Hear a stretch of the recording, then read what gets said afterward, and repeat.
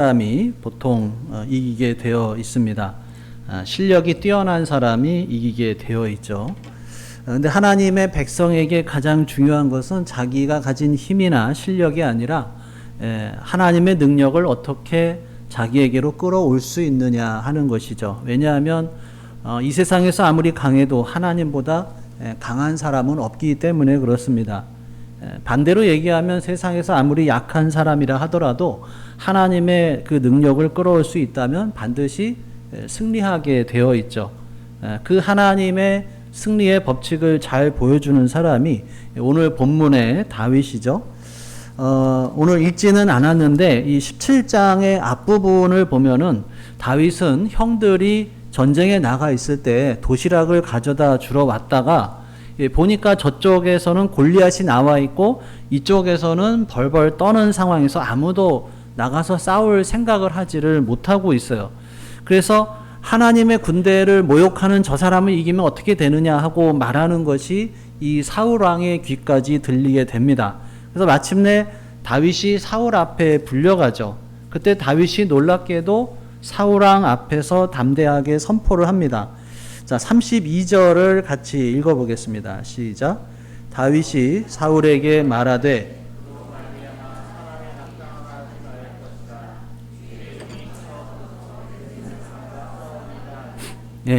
자, 그로 말미암아 사람이 뭐 하지 말라고요? 낙담하지 말라. 그러니까 다윗은 지금 이 문제의 핵심이 마음이 낙심이 되는 것이다 라고 하는 것을 알고 있는 거예요. 그러니까 객관적인 현실보다 더 중요한 것은 그 상황을 해석하는 거죠. 그런데 우리는 약하고 저 사람은 강하다. 우리는 절대로 이길 수 없다.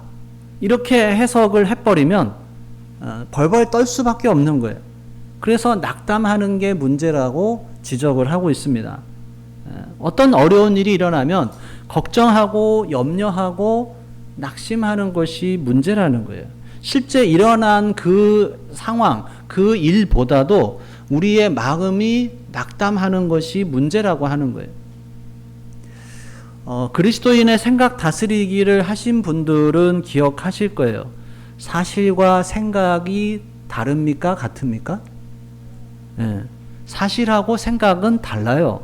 그런데 우리가 가만히 보면 생각을 그냥 사실로 받아들여서 화를 내기도 하고 낙심하기도 합니다. 여러분, 상황은 바뀌지 않아요. 상황은 바뀌지 않은데 거기에 대해서 우리가 어떻게 해석하느냐에 따라서, 어떻게 생각하느냐에 따라서 우리는 낙심하기도 하고 감사하기도 하다는 거예요. 골리앗을 보고 위축돼서 어쩔 줄 몰라 하는 사울에 비해서 다윗은 엄청난 용기를 보여줍니다. 지금까지 이렇게 말한 사람이 없어요. 근데 사울은 다윗을 말리죠. 33절 읽겠습니다. 시작. 사울이 다윗에게 이르되 내가 가서 저 블레셋 사람과 싸울 수 없으리니 너는 소년이요 그는 어려서부터 용사임이라. 다윗의 용기는 훌륭한데 다윗은 어린 소년인 반면에 상대방은 거인이고 그는 어렸을 때부터 전쟁터에서 자란 전문적인 싸움꾼이기 때문에 다윗이 이기지 못할 것이라고 하는 거예요. 여기서 소년이라고 했지만 젊은 청년이라고 할 수가 있습니다. 그러니까 청소년에서 청년으로 들어가는 그런 시기라고 볼 수가 있겠죠. 아마도 사울은 다윗의 겉모습을 보면서 실망했을 거예요. 내가 골리앗과 싸우겠다고 하는 사람이 있어서 데리고 와봤는데 와서 보니까 적어도 골리앗과 싸우려면 좀 체격도 골리앗과도 비슷한 정도가 되어야 되고 싸워본 경험도 많은 용사라야 할 텐데 그런 조건을 하나도 갖추지 못한 그런 소년이었다는 거예요.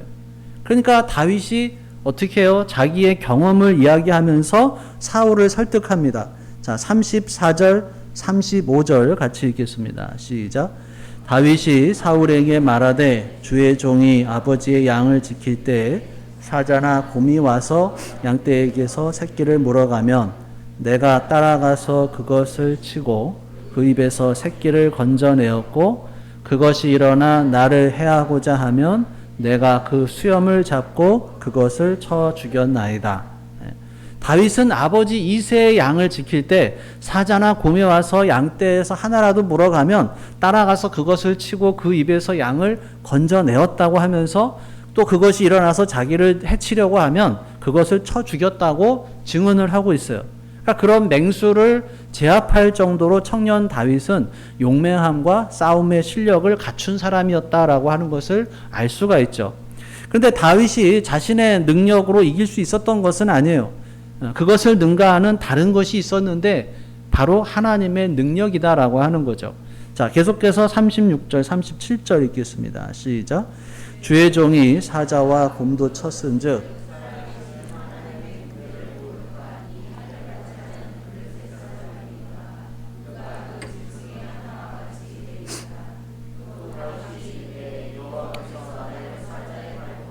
곰의 발톱에서 건져내셨은즉 이 블레셋 사람의 손에서도 건져내시리이다. 사울이 다윗에게 이르되 가라, 여호와께서 너와 함께 계시기를 원하노라.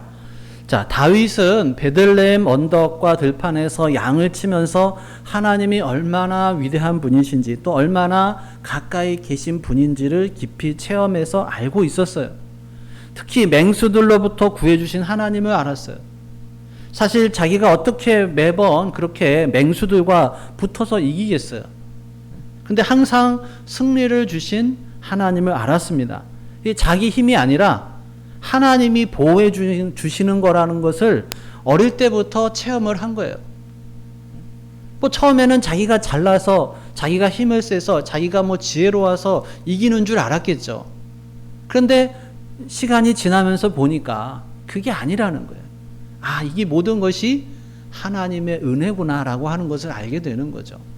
우리들도 그렇잖아요. 살아가면서 처음에는 내가 잘해서 내가 잘나서 그래서 뭐 다 이루어진 것 같은데 또 뒤돌아보면 어때요? 모든 것이 정말 하나님의 은혜였구나라고 하는 것을 우리가 깨닫게 되는 것과 같은 것이죠. 그래서 맹수를 자기가 이긴 게 아니라 하나님이 자기를 그들로부터 살려주셨다는 거예요. 그래서 지금까지 이스라엘 중에서 아무도 하나님을 언급하지 않았는데 하나님의 이름을 그가 여기서 처음 말해요. 37절을 다시 보면 또 다윗이 이르되 누가요? 여호와께서 나를 사자의 발톱과 곰의 발톱에서 건져내셨다라고 하는 거예요. 그러니까 자기가 양을 사자와 곰의 발톱에서 구해낸 게 아니라 하나님께서 자신을 사자와 곰의 발톱에서 구해 주신 거라는 거예요. 하나님이 그렇게 해주셨다는 거예요. 자기 용기와 자기 힘의 근원은 바로 하나님이다라고 하는 거예요. 여러분, 이 시대에 교회를 다니는 사람들은 많아요. 그런데 하나님을 정말 이렇게 경험한 사람들이 얼마나 될까라고 하는 거예요.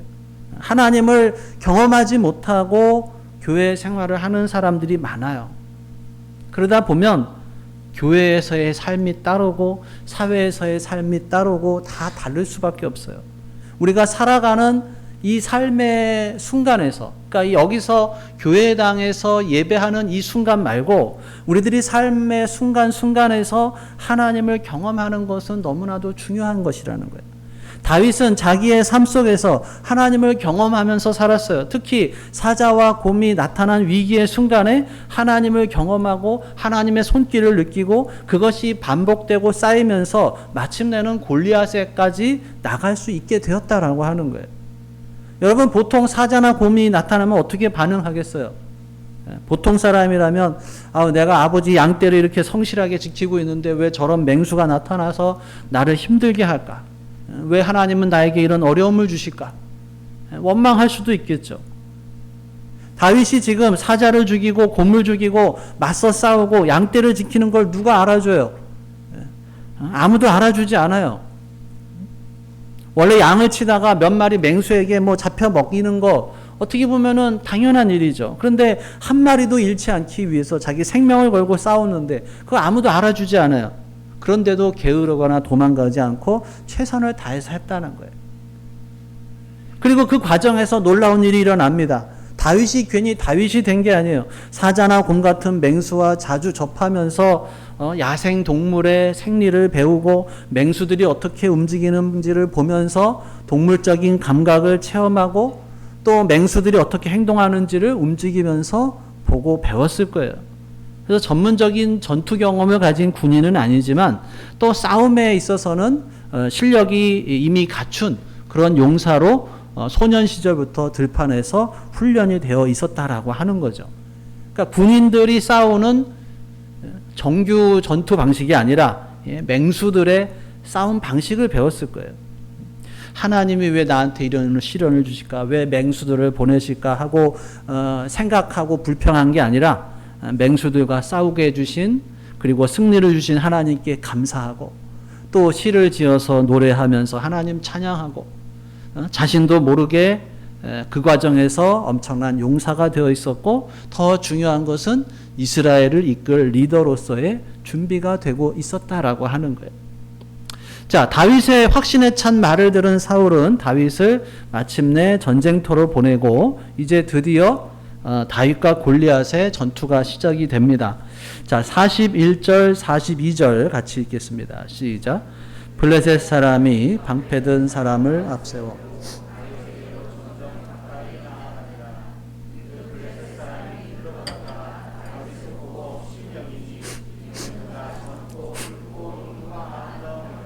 예. 자, 거구의 용사 골리앗은 어린 다윗이 나오는 걸 보고 기가 막혀서 웃었겠죠. 가만 보니까 저쪽에서 자기하고 비슷한 급의 용사가 나오는 게 아니라 꽃미남 같은 소년이 나오는 거예요. 건강해 보이기는 하는데 갑옷도 안 입고 그냥 나와요.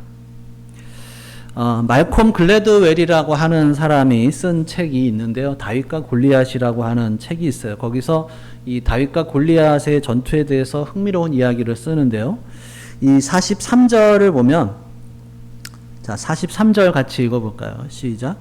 블레셋 사람이 다윗에게 이르되 내가 나를 개로 여기고 막대기를 가지고 내게 나아왔느냐 하고 그의 신들의 이름으로 다윗을 저주하고.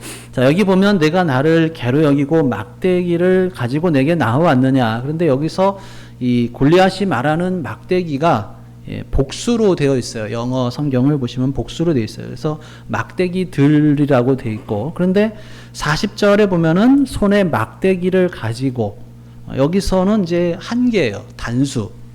그러니까 골리앗의 눈에는 막대기가 최소 2개 이상으로 보였다라고 그렇게 주장을 합니다. 그러니까 한 개인데 골리앗의 눈에는 2-3개로 보였다라고 하는 거예요.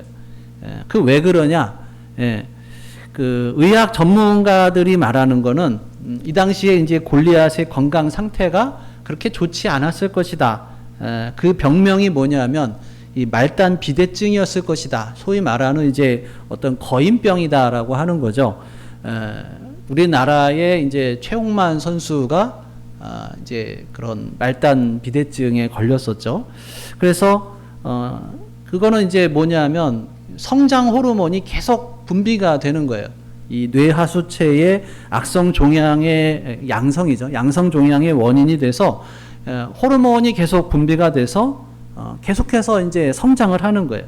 그래서 엄청난 몸집을 가진 것도 그와 관련이 있었을 것이고, 게다가 이제 말단 비대증의 흔한 합병증 중에 하나가 시력의 문제인데, 그래서 한 개의 물체가 2개, 3개로 보이는 그런 증상이다라고 하는 거죠. 뭐 이렇게 그 말콤 글래드웰은 이제 이런 이야기를 하고 있어요. 그래서 뭐 다윗이 골리앗의 뭐 그런 상태를 다 파악했을 것 같지는 않고, 근데 멀리서 보았을 때는 정말 엄청나고 무시무시하고 용사고 챔피언인 것 같았는데 가까이서 가서 보니까 뭔가 이상한, 그래서 딱 봐도 이상한 그 골리앗의 모습을 보면서 다윗은 하나님이 정말 나에게 승리를 주시는구나 확신을 하면서 뭐라고 그래요? 자, 45절에서 47절까지 같이 읽겠습니다. 시작. 다윗이 블레셋 사람에게 이르되 너는 칼과 창과 단창으로 내게 나아오거니와 나는 만군의 여호와의 이름 곧 내가 모욕하는 이스라엘 군대의 하나님의 이름으로 네게 나아가노라. 오늘 여호와께서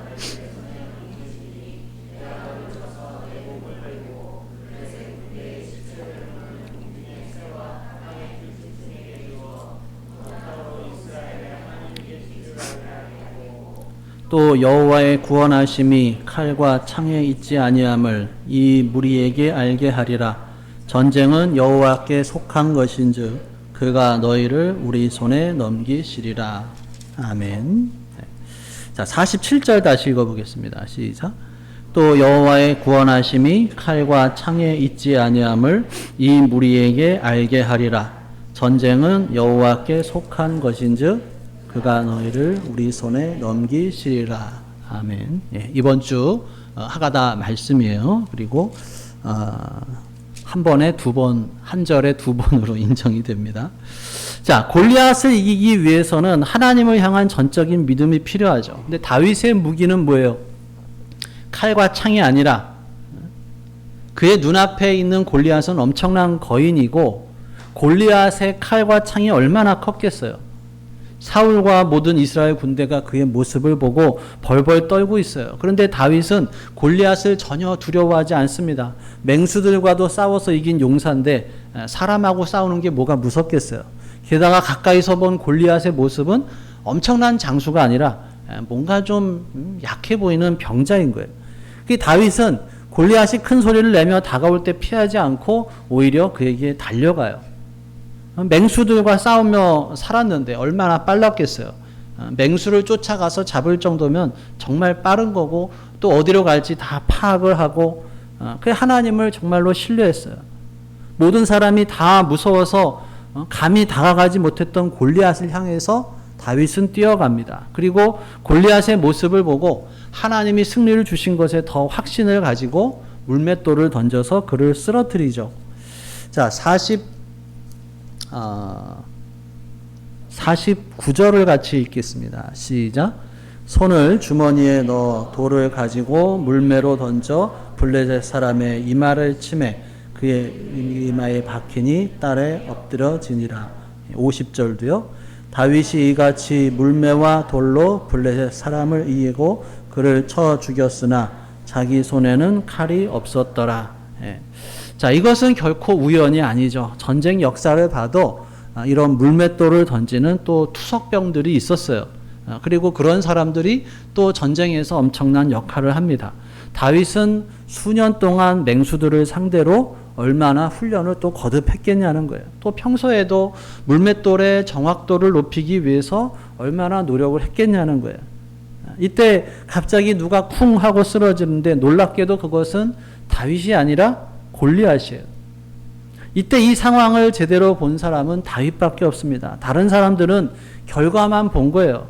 다윗은 바로 그 자리에서 하나님이 역사하시는 것을 직접 또 자기 눈으로 보고 체험했을 거예요. 사실 다윗은 자기가 던져서 실력이 있으니까 맞았지만 어떻게 또 그렇게 100% 맞을 것을 확신할 수가 있었겠어요. 그런데 그대로 또 맞았다는 것은 하나님이 도와주시는 거죠. 자, 그런 다윗에게 다윗이 어떻게 해요? 51절 같이 읽겠습니다. 시작.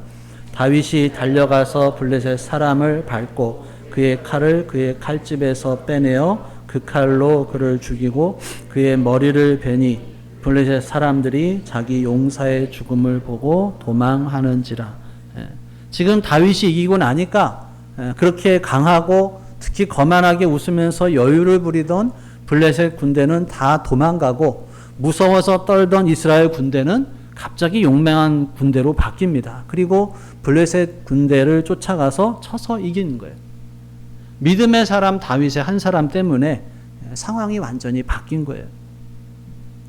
자, 이 다윗과 골리앗의 이야기 수천 년이 지난 오늘까지도 사람들에게 기억이 되고 있습니다. 교회를 안 다니는 사람도 다 알고 있죠. 자, 누구나 아는 이 이야기는 결국 믿음의 사람이 진정한 승리자라고 하는 것을 말해주고 있어요. 죽음의 위기가 눈앞에 닥쳐도 하나님을 신뢰하는 사람이 진정한 승리자다라고 하는 것입니다. 실제로는 거인 골리앗을 쓰러뜨린 것이 기적이 아니라 이 어린 청년이 하나님만 믿고 골리앗과 싸우러 나간 그 자체가 어떻게 보면 기적이죠. 사실 그 앞에 나아가는 게 어려웠지 나가서 봤을 때부터는 어려운 게 아니라는 거예요. 사실 생각해 보면 사울 왕이나 이스라엘 군대는 골리앗의 명성과 골리앗의 겉모습만 보고 벌벌 떨고 있었던 거죠. 말단 비대증을 앓고 눈도 제대로 잘 보이지 않는 그런 병자였는데, 그런데 선입견을 가지고 경험만 가지고 벌벌 떨고 있으니까 얼마나 안타까운 거예요. 이스라엘 군대는 하나님의 군대로 갖추어야 할 모습은 다 갖추고 있었지만 그들 안에는 믿음이 없었다라고 하는 거예요. 그러니까 믿음의 행동도 없는 거예요. 여러분, 근데 우리도 문제를 당하고 어려움을 당하면 하나님 말씀 잊어버리고 우리도 두려움에 사로잡힐 수밖에 없어요. 그래서 뭘 해야 돼요? 하가다를 해야 되는 거예요. 여러분, 마음이 힘들면 뭐 해요? 하가다 하세요. 힘들 때마다 말씀을 읊조리세요. 그러면 다시 마음의 중심이 잡혀요. 아멘?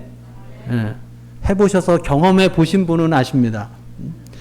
다시 말씀드리지만 사건이 일어난 그 자체가 문제가 아니라 거기에 대한 해석이 문제라는 거예요.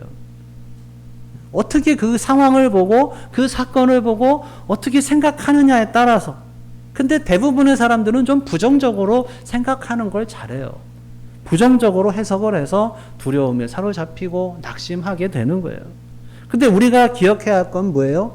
하나님이 우리의 도움 그 자체다라고 하는 것입니다. 우리가 어떤 문제를 만나도 우리는 하나님의 것이고 하나님의 것이니까 하나님께서 책임을 지셔요. 그러니까 우리가 골리앗을 만나도 두려워할 것이 아니라 하나님을 의지하면 되는 것입니다. 자세히 보면 또 골리앗이 그렇게 엄청난 상대도 아니라는 거예요. 여러분, 믿음이 없이 사는 사람은 알 수 없는 상황에서 늘 불안하고 초조하게 살아갈 수밖에 없어요. 그런데 믿음이 있는 사람은 어떤 상황에서도 평안하고 풍성한 인생을 살게 되는 것입니다. 왜냐하면 하나님께서 함께 하심을 분명히 믿기 때문에 그런 것이죠. 다윗이 바로 그런 믿음의 사람이었다라고 하는 거예요. 다윗이 어려움이 없었던 게 아니라 극한 상황에서도 믿음으로 승리했던 믿음의 사람이었다는 거예요. 모두가 두려워 떨 때 다윗만 두려워하지 않았어요. 다윗은 하나님을 두려워했습니다. 하나님을 두려워하니까 사람을 두려워하지 않는 거예요. 사랑하는 여러분, 우리가 바로 이런 사람이 되기를 간절히 바랍니다. 다윗과 같은 믿음으로 살아갈 때 이러한 놀라운 믿음의 역사가 우리들의 삶에서도 풍성하게 넘치기를 주님의 이름으로 축원합니다. 기도하겠습니다. 오늘 주신 말씀 생각하며 함께 기도합니다. 나에게 주신 말씀이 무엇인지, 또 내가 붙잡아야 할 말씀이 무엇인지, 또 내가 삶 속에서 상황이나 사건을 보고 부정적으로 생각을 하고 또 그로 인해서 낙심한 적은 없었는지 다시 한번 우리 마음속에 계시는 성령 하나님의 음성에 귀를 기울여 보겠습니다.